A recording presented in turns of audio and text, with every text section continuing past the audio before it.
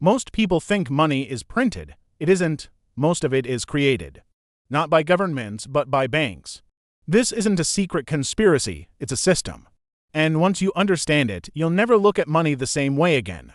When we imagine money creation, we picture giant printing presses churning out crisp banknotes.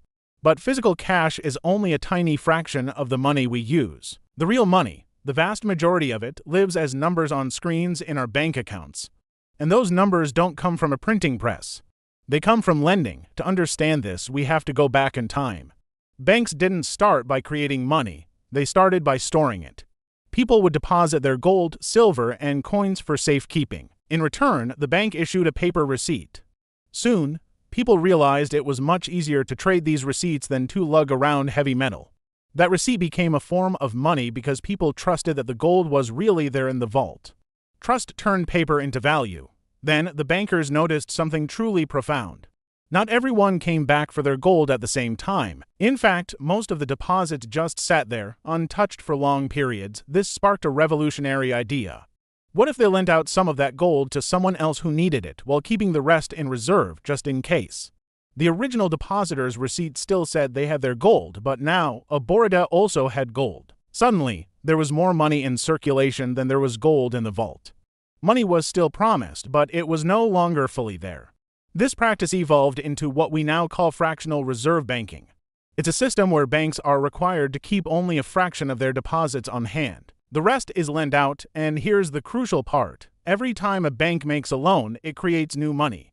It's not transferring existing money from one person to another. It's creating new money out of thin air, credited to the borrower's account.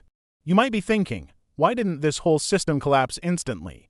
The simple answer is, for the most part, it worked. This new credit-fueled trade allowed businesses to expand and helped economies grow at a speed never seen before.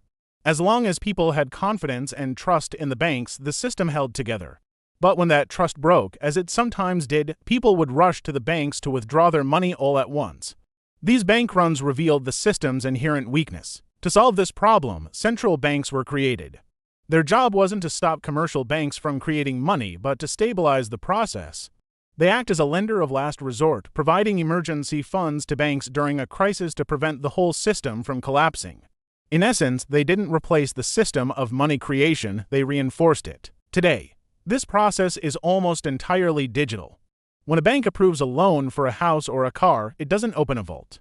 It simply types numbers into the borrower's account. In that single moment, both new money and new debt are born together. They are two sides of the same coin. This system has enormous consequences. It's designed for constant expansion. More lending means more money in the economy, which can fuel growth. But it also means more debt. Growth becomes a necessity, and stability becomes fragile. It creates economic cycles of boom and bust. This isn't necessarily because of some grand, evil plan, but because of the fundamental incentives built into the system we all use. Banks didn't steal the power to create money. They discovered it. They learned it through centuries of building trust, observing human habit, and responding to economic necessity. So the real question isn't whether banks should have this power. The real question is, can a system built entirely on ever-increasing debt ever stop growing?